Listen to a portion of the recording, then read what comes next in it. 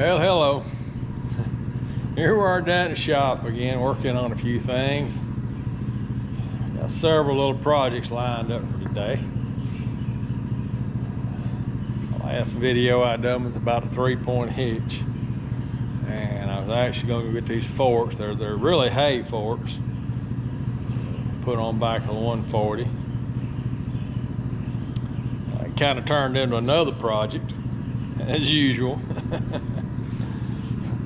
Well, for one thing, the old hay forks, I'll turn around, they're just bent. They're just completely bent. So I hadn't used them in a while. Probably what I was using for it didn't matter, but they're just bent. Either this side's bent up or that side's bent down. I don't know which, but nonetheless, they're bent. Old Buster Clyde's here with me today. Say hello, Buster. Buster Clyde. There you go. He's the first thing. He's getting gray haired like me. Well, and before I got too far with that, I ended up messing with this. I think I showed you how bad that's worn out. I've come to realize that's not a factory addition right there that somebody, I guess, every one of my seats just got 2 holes there. You can hook them up with their hole, but they put an extension on it. Sure what that's going to do. I take it off. I mean, I'm sure they got a little more leverage with it being longer. Maybe that was the point. And then we got this. It's just wore out. Every way you look at it's wore out.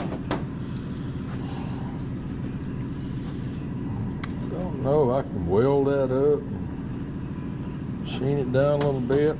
I know that hole there's wore out pretty bad. The little coupling here, it's got a good bit of wear on it. I actually thought about making one. I mean, this has got the right size hole for the shaft. Might need to be a little bit bigger to get some more clearance. Thought about maybe milling me a flat right in here and dropping the bolt down on top of it and welding in there real good. Find me a bolt with a longer shank on it.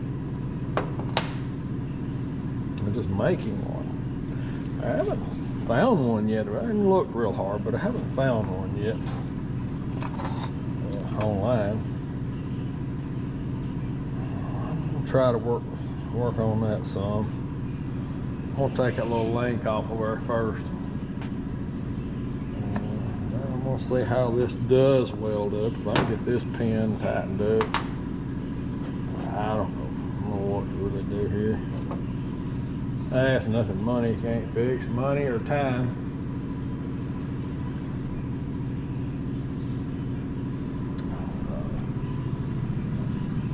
Did get my chickens down here in the box. Down in there chirping around. Got a little roost to climb up on.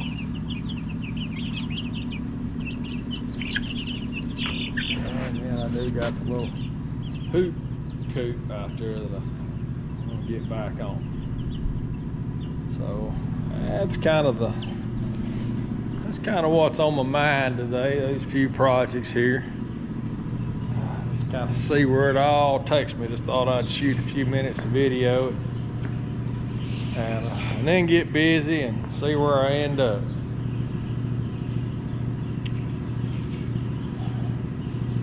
Sitting here looking at these forks. I don't know how I'm gonna straighten that out. I mean, first thing comes to mind is just start cutting and bending and re-welding. But anyway, we'll just follow up on this in a few hours and kind of see where I ended up at. Go from there.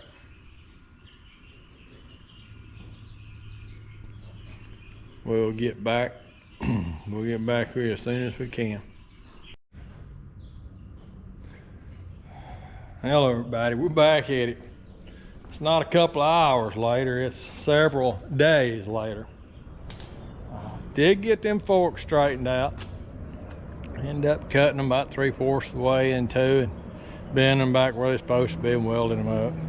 That'll be fine for what we're doing with it. On the 140, I just ended up taking welding the inside of this up, grinding it down with a die grinder. Same thing with the little shaft. Just got some of the slack out of it, basically. I was having an issue with this moving back and forth because there's no battery box in there to support it. I welded this little, but just cut this little brace to put on there to keep it from. Every time I move this bar back and forth, my throttle would go up and down and my lift would go up and down. So, well, we got to do something about that. That's aggravating.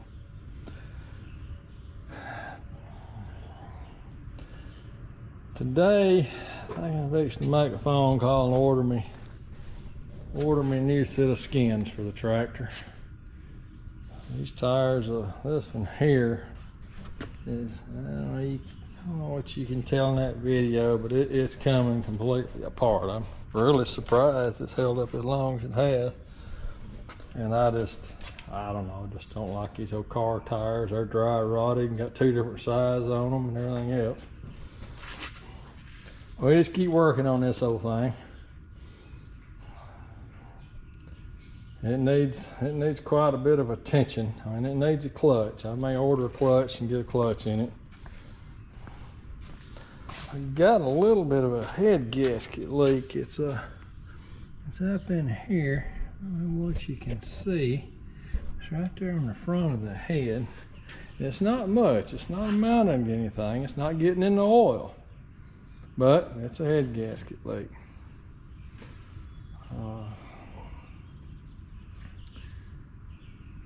So I'm gonna keep working on it. Keep trying to make it a good tractor. I am liking that step I built right there. I really am. I do need to get some shorter bolts for it, but I am liking that step. That is the best thing for a old man you can get, especially if you're not running a cultivator. You run a cultivator, so you know, you step up on that cultivator bar. But anyways, there she is. Wished I had a hood. That's the crookedest part about it. I don't know if I can straighten that out or not. I just keep playing around with it. Every time I work on something, I try to paint it. For whatever reason, I was sitting here the other day and I thought, I'm gonna take a wheel off of it. And I took it off, cleaned it with a wire or brush on the end of a drill over there and sprayed some shaker can paint on it.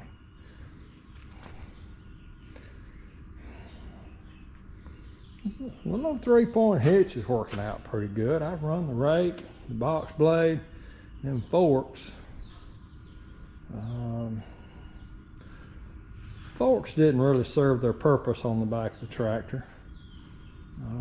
One, they're hay forks. They're not adjustable, and they would not go up and wouldn't go under the chicken box over there. So I ended up using forks off the Kubota. Just, you know, I got interchangeable. You can take the bucket off, put forks on pretty quick. So I'm constantly swapping them back and forth.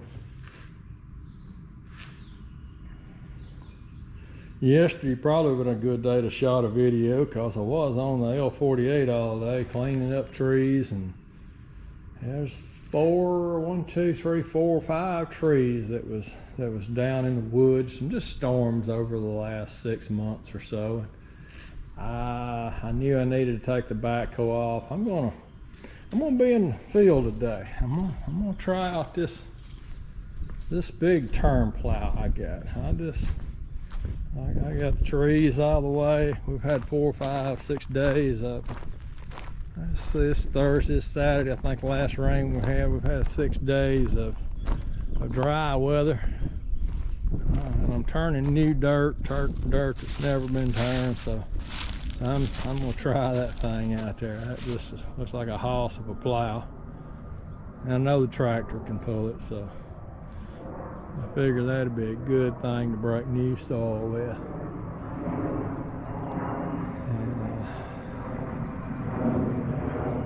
The 140 done great in the garden. It had been used for quite a while. I mean, it done exactly what it's supposed to do. But I just kind of want to hook up that big turn plow, put it behind that L48, see what's gonna happen.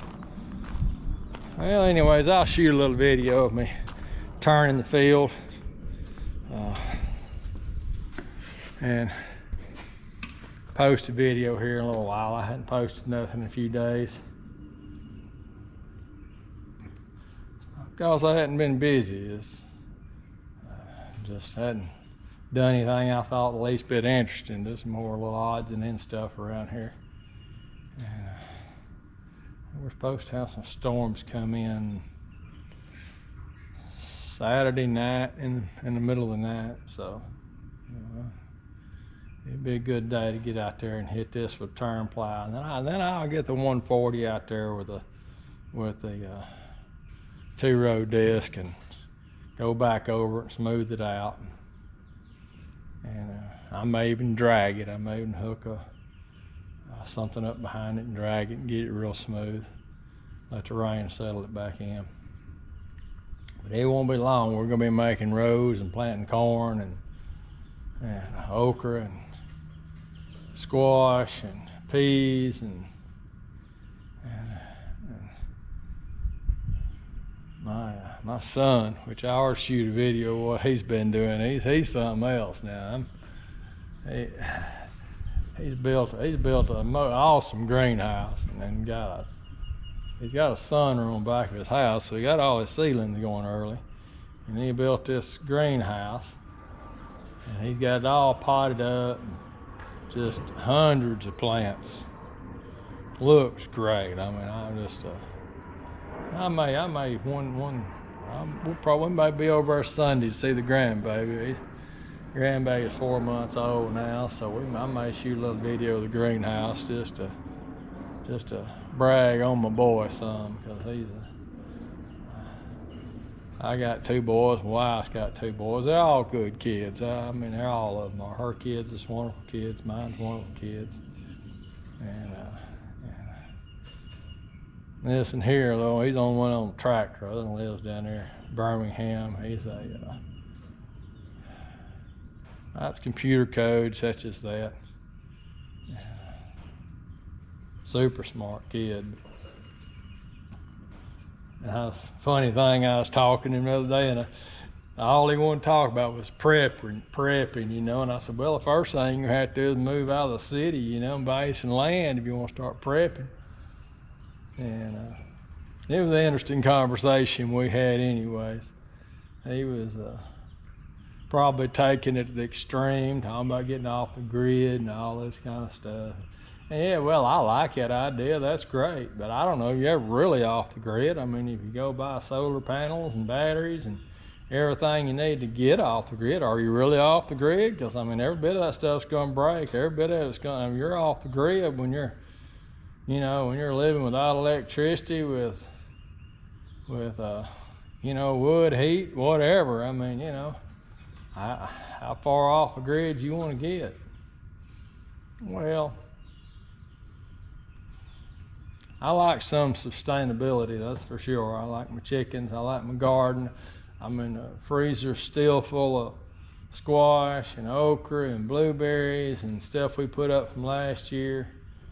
I can see myself, I got a pretty good little area over here. I think I'm gonna fence it in. Might get some cows. I like the idea of having a few cows around here. Some broiler chicken seems like a good idea. You know, for my wife, the idea of killing a chicken just don't even. I don't think she's ever bought a whole chicken in her entire life. I mean, and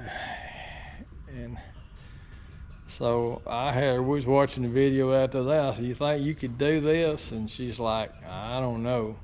So I wouldn't have no problem with it. I mean, I've,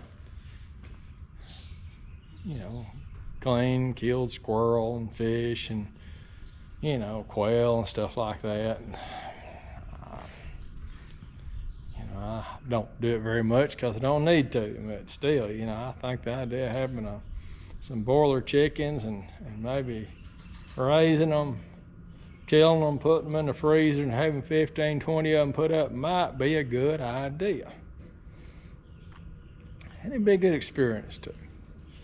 But anyways, I'll shoot a little more video as I get the backhoe off the tractor and get out there and start turning some dirt. And I'll get this video sewed up and online here pretty soon.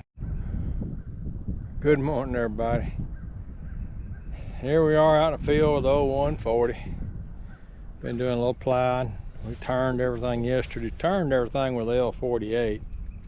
It's an industrial tractor. Use them big disc. And I'm telling you what, it tore some dirt up. And one area down here, I'll turn the camera around, point at what I'm talking about. That area down there is a field that I've grew gardening for years. It wasn't too bad. It just it done like it's supposed to. Rolled it over, left fairly decent. I got up here in this new ground, and it turned it up. Of course, I got over there where them trees were too, and I got into a bunch of stumps. That was a mess. I mean, I was pulling. There's still a bunch of stuff. I done hauled a whole bucket load of stumps. I say stumps, but roots and stuff I dug up over there. And I guess just because there was another area over, I plowed it up over there close to the fruit trees. I thought I might just put maybe watermelons and cantaloupes over there and fence it off. Maybe the deer and the raccoon won't eat it. I'll eat them all. Every time I've ever grown watermelons and cantaloupes, about the time they got ready, I got a couple of them, and the wild animals got the rest of them. I think my next step today is I'm gonna drop the disc off. There's the 140. It got the job done. That's still a rough old tractor. Motor runs like a sewing machine. Lift just quit a couple of times. Just stopped working, then he'd go back to working again. So I don't know what's going on. I'm gonna pull the filter out of it, clean it, maybe put some more fluid in it, order a kit to rebuild it. I think I'm gonna order a kit to rebuild that. I'm gonna order a clutch and probably a new set of tires for it this week, and that'll help her out a good bit. One of the first videos I think I shot was putting new bearings in the transmission. And the transmission gears, the transmission's full of water when I got it. It's just completely full of water. A lot of surface rust on them. And it works fine, but it is the noisiest transmission I think I've ever heard. I went and looked at another farm all last week, and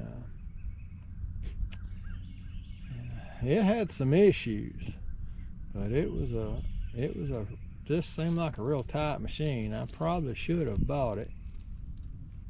I made the amount of offer on it. He was wanting $3,000 from 2,200. It had a set of cultivators with it, but a lot of the parts were bent and broke, been brazed back together and such as that. But the overall body of the tractor was in pretty good shape. It's kind of like mine. The hood was a little bit bent up, but the front part of the hood was in perfect condition. It's tightest steering I think I've ever felt in one. But he sold it. Somebody snatched it up, and